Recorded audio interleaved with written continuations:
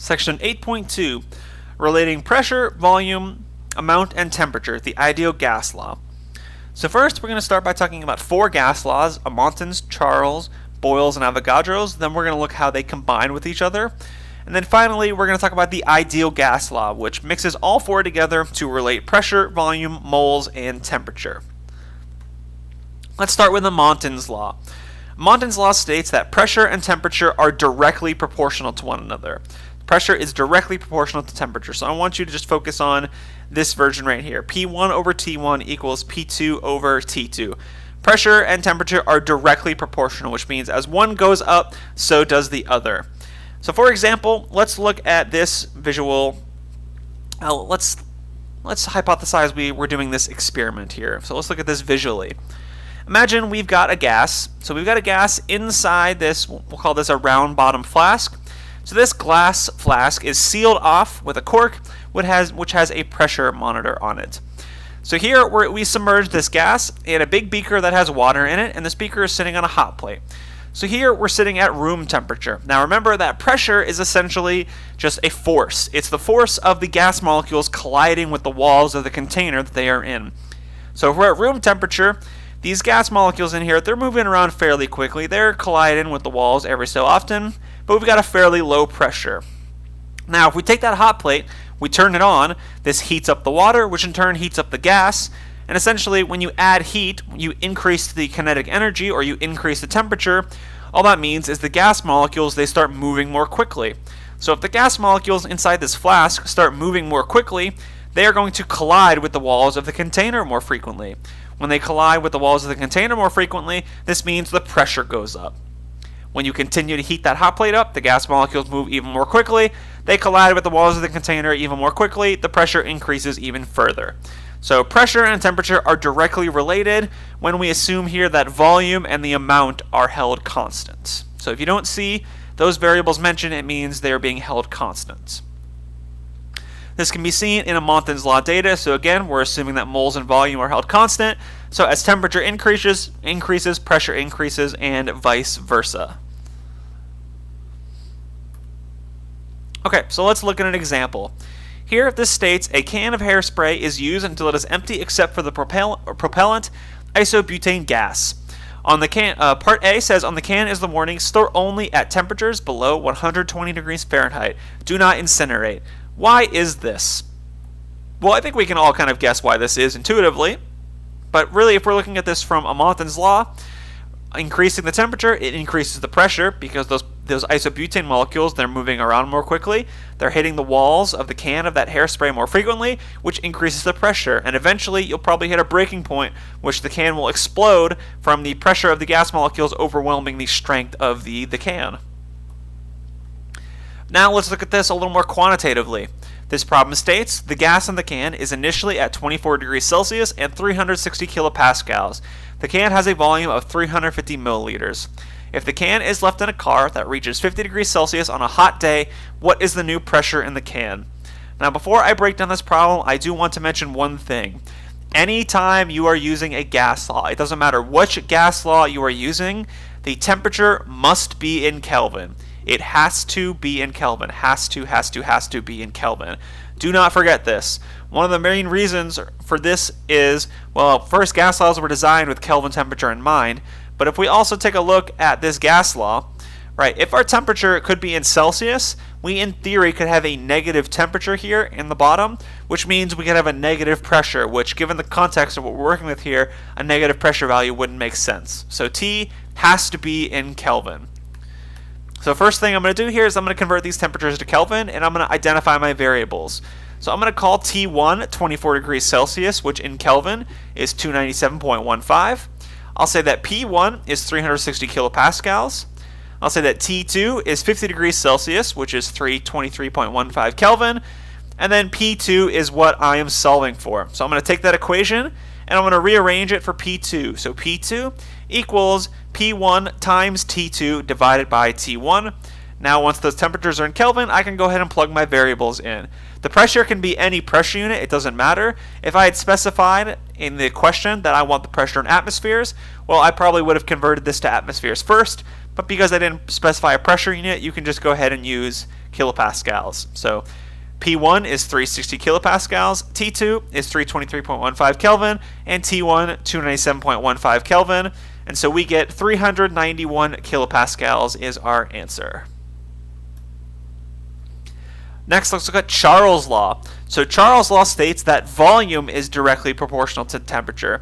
So V1 over T1 equals V2 over T2.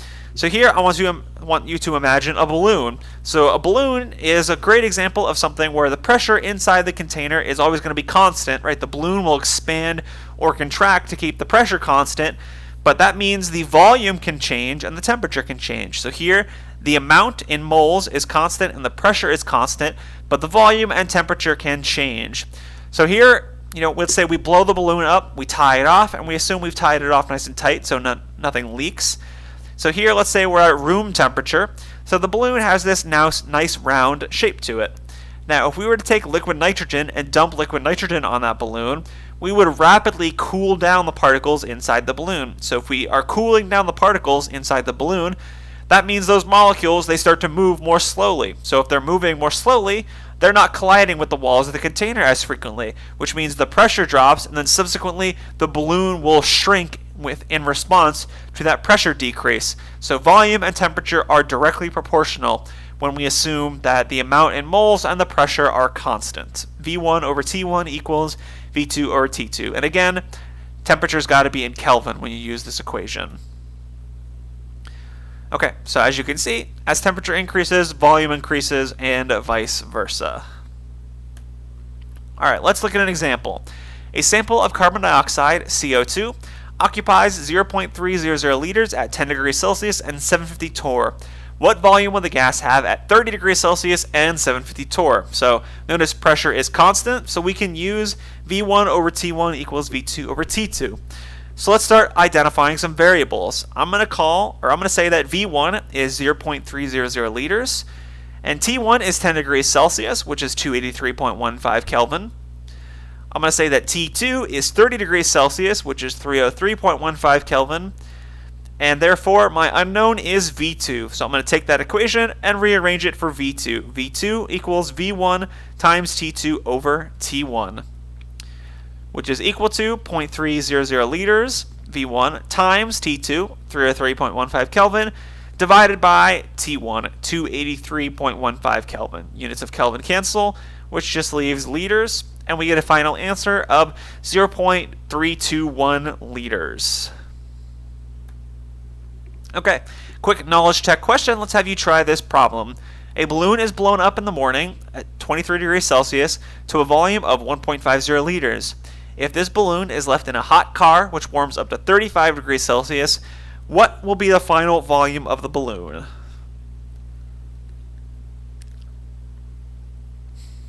Okay, and the correct answer here is D, 1.56 liters. Alright, next let's talk about Boyle's law. Boyle's law relates volume and pressure. Here we have a little bit of a different relationship. Pressure is inversely proportional to volume. So P1V1 equals P2V2. This means when one goes up, the other goes down, and vice versa. They have an inverse relationship. So when you graph pressure versus volume, you get this sort of exponential curve, whereas when you graph 1 over P versus V, you get this nice linear relationship. So there's an inverse relationship between pressure and volume. Okay, again, this assumes that moles and temperature are held constant. So as pressure increases, volume decreases, and as volume increases, pressure decreases. So let's think about Boyle's law in the context of breathing. How do we pull air into our lungs and then push it back out when we exhale? So let's think about inspiration. Now, it's important to note here the idea behind pressure gradients. So gas molecules, they tend to move from areas of high pressure to areas of low pressure. So when you breathe in, what happens is your diaphragm muscle contracts, which causes your lungs to expand. So your lungs expand, which means the volume inside your lungs increases. So if the volume of your lungs increases, there is more room for the gas molecules in your lungs to move around, which subsequently means the pressure drops. So your lungs expand, the volume increases, so the pressure in your lungs drop. So now the pressure of your lungs is slightly lower than the pressure of the atmosphere. So the molecules will move from the atmosphere into your lungs. So this is how we breathe in. When we breathe out, the opposite thing happens. Your diaphragm muscle relaxes, which causes your lungs to contract. So the volume of your lungs shrinks, which causes the pressure inside your lungs to increase. So now the pressure inside your lungs is a little bit higher than the atmospheric pressure. So gas molecules will naturally move from your lungs, out your mouth, out into the atmosphere. Let's look at a quantitative example of this type of problem. A sample of gas has a volume of 15.0 milliliters at a pressure of 13.0 psi. Determine the pressure of the gas at a volume of 7.5 milliliters. So you'll notice here that amount is being held constant, temperature is being held constant. Temperature is not involved in the equation, so we don't need to worry about converting between Celsius and Kelvin. The only other thing I want to mention here is, again, the units you use in Boyle's law don't matter. Now, if I were to specify, determine the pressure in atmospheres or something like that, then you would want to convert this. But here, I don't specify what pressure I want, and the volume units are the same, so you can just go ahead and use the units as they are. So V1 is 15.0 milliliters, P1 is 13.0 psi, V2 is 7.5 milliliters, and so P2 is our unknown. So I'm going to take this equation and solve for P2. So I get P1 times V1 divided by V2, which would be 13.0 psi times 15 milliliters divided by 7.5 milliliters. So we get 26 psi. So the volume shrunk by a half, so the pressure doubled from 13.0 to 26 psi. Alright, last of the four major laws here, we're going to talk about Avogadro's law briefly. Now we're going to learn about, and we'll touch on Avogadro's law a little bit later in section 8.3. Now, Avogadro's law just states that volume is directly proportional to the number of moles. So when pressure and temperature are held constant, volume and moles are directly proportional to one another. V1 over N1 equals V2 over N2. So for example, this is like if you're blowing up a balloon. The more gas molecules you blow into it, or the more number of moles you blow into that balloon, the greater the volume gets. And we're going to address this diagram again a little later in section 8.3. Okay. Now, briefly, I want to talk about the combined gas law. So the combined gas law is the gas law that I'm going to give you on the reference sheet, and it combines all four of these. It can be used to solve problems where any or all of the variables change. So we had a Montan's law, pressure and temperature. We had Charles' law, volume and temperature. We had Boyle's law, pressures and volume, and we have Avogadro's law, volume and number of moles. So we're going to put all of these together in the combined gas law. P1 V1 over N1 T1 equals P2 V2 over N2 T2. So this is I'm not going to give you these four in the reference sheet. I'm just going to give you this gas law. And so we're going to talk about how we use this combined gas law to do any of our calculations. So let's look at this example. When filled with air, a typical scuba tank with a volume of 13.2 liters has a pressure of 153 atmospheres. If the water temperature is 27 degrees Celsius, how many liters of air will such a tank provide to a diver's lungs at a depth of approximately 70 feet in the ocean, where the pressure is 3.13 atmospheres and the temperature is 37 degrees Celsius? Okay, we've got a lot of variables here. We've got an initial volume, an initial pressure, and an initial temperature. Then we've got a new pressure and a new temperature. So that tells to me, along with the phrase, how many liters of air, that tells me that we need to solve for volume here. I do also want to note that there's nothing mentioned in this problem about number of moles. So because there's nothing mentioned about number of moles, you can cross off N1 and N2 from the combined gas law. So when you're using the combined gas law, if you see something like a variable is being held constant, or if you don't see it mentioned in the word problem, you can assume it's being held constant, and you can cross it off from both sides of the equation. So let's start identifying variables. I'm going to say that P1 is 153 atmospheres, V1 is 13.2 liters, and T1 is 27 degrees Celsius, which is 300.15 Kelvin. Then I'm going to say that P2 is 3.13 atmospheres, and T2 is 310.15 Kelvin, which makes my unknown V2. Now again, N is constant, so we can cross it off in our combined gas law. So that just leaves P1 V1 over T1 equals P2 V2 over T2. So let's keep going.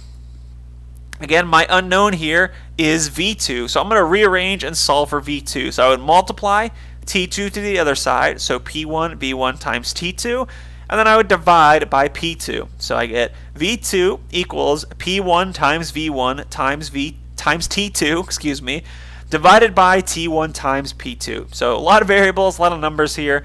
So labeling these things and keeping everything straight is important. Now we can just go ahead and plug our variables in. So P1 was 153 atmospheres, V1 13.2 liters, and T2 was 310.15 Kelvin. T1 was 300.15 Kelvin, and P2 was 3.13 atmospheres. So now you'll notice units of Kelvin cancel, units of atmosphere cancel. Only unit left is liters. And when we solve, we get 667 liters. So that would be the final answer of this question. The new volume would be 667 liters. Okay, and finally, let's talk about the ideal gas law. Now, the ideal gas law can be used to solve for one of those four variables, so pressure, volume, temperature, and amount in moles, when the other three are known. I do also want to highlight the difference between the combined gas law and the ideal gas law. The combined gas law is the law you want to use in in problems where there are two different situations, so to speak. We've got an initial volume, and we're trying to find the final volume. We've got an initial pressure, we've got a final pressure, we've got an initial temperature, we've got a final temperature. So when variables are being changed, when you have a situation 1, or you've got your initial state 1, and then you've got a new state 2. That is when you want to use the combined gas law. The ideal gas law is not to be used when you're changing variables, but rather it just relates all four of the variables to one another. So it combines Montan's, Charles, Boyle's, and Avogadro's into the ideal gas law. PV equals nRT. Pressure times volume equals number of moles times R, which is the ideal gas constant, times T, temperature. Can put that temperature in Kelvin. R is a constant. It depends on units of P and V. So the typical values for R, by far the most common value you will use in this chapter is this one right here, 0.08206 liter atmospheres over mole Kelvin. This is the value that will be on the reference sheet. This is the value you use on the exams. You may need this value on some of the homework problems. This is 8.314 liters kilopascals over moles Kelvin. But this is by far the more common of the two values that you will use. Now I do want you to pay attention here. Make sure when you are doing these problems that you write your units. It is tedious, but again, I strongly emphasize that you write your units and pay attention to the units on the ideal gas constant. So in the previous gas law problems, I told you that the only real restriction was that temperature has to be in Kelvin. If you're using the ideal gas law, it's a little stricter. The volume has to be in liters, the pressure has to be in atmospheres, and the temperature has to be in Kelvin. So the units on the variables P, V, N, and T need to match the units on the constant R. Okay, let's look at an example. Methane, CH4, is being considered for use as an alternative automotive fuel to replace gasoline. 1 gallon of gasoline could be replaced by 655 grams of methane, CH4. What is the volume of this much methane at 25 degrees Celsius and 745 torr? So you'll notice here that we've just got one temperature and one pressure. So this is an indication we need to use the ideal gas law, and we're going to solve for volume. So we've got a couple things we need to do. First, the ideal gas law uses moles, so we're going to have to convert from grams to moles using the molar mass of methane. We also need to convert this temperature from Celsius to Kelvin, and we need to convert this pressure from torr to atmospheres. So we're going to convert that pressure from torr to atmospheres, 745 torr, 1 atmosphere over 760 torr. Units of torr cancel. This is 0.9803 atmospheres. We're going to convert we're going to convert from grams to moles using the molar mass of methane, so 655 grams times 1 mole CH4 over 16.043 grams CH4. This gives us 40.8278 moles CH4. And finally, we're going to convert that temperature to Kelvin. 25 plus 273.15 gives 298.15 Kelvin. Now I'm going to take this equation and solve for volume. So volume equals N times R times T divided by P. Pressure is in atmospheres, N is in moles, T is in Kelvin, so I can go ahead and plug these numbers in.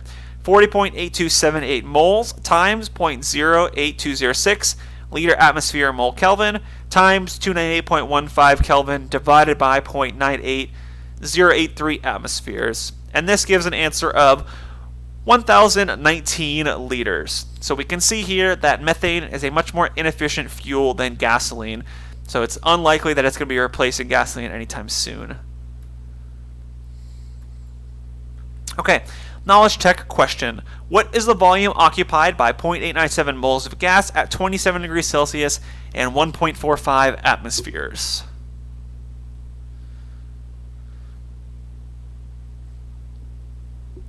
Okay, the correct answer is B, 15.2 liters. All right, last thing I want to mention in this section is this word standard. Standard conditions of temperature and pressure. So standard temperature and pressure, if you see this word, these standard conditions, sometimes the acronym STP is used.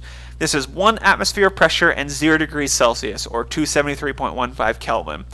Now what's important about this is 1 mole of an ideal gas at STP is equal to 22.4 liters. This is called the standard molar volume. So any gas, it doesn't matter what the gas it is, 1 mole of this gas will occupy 22.4 liters at STP. So this can be very helpful in certain situations. So if the problem mentions that the reaction is at STP, or if it specifies 1 atmosphere and 0 degrees Celsius, you can use that 22.4 liters per mole as a conversion factor and save yourself a lot of time. For example, if the problem states at STP, how many moles is 3.75 liters of O2 gas? So instead of having to use the ideal gas law and solve for N by plugging in 3.75 for the volume, plugging in 1 atmosphere for the pressure, and plugging in 273.15 Kelvin for the temperature, since it's at STP, you can use that 22.4 liters per mole as a conversion factor. So 3.75 liters O2 times 1 mole of O2 occupies 22.4 liters. So liters O2 cancels, and this just gives you 0.167 moles O2 as your answer. Moles O2 as your answer. And that's it. You're done. You've solved this. Now again, this only works if the problem specifies STP. Do not attempt to use 22.4 liters per mole as a conversion factor if you are not at standard temperature and pressure. Okay, so here are 4 practice problems for you to try. So pause the video, take 5 to 10 minutes or however long it takes you, and try these 4 practice problems. See if you understand the material from this section. Once you have done so, you can move on to the next slide, which has the answers to these questions. So that concludes section 8.2. I'll see you in the next video for section 8.3, stoichiometry of gaseous substances, mixtures, and reactions.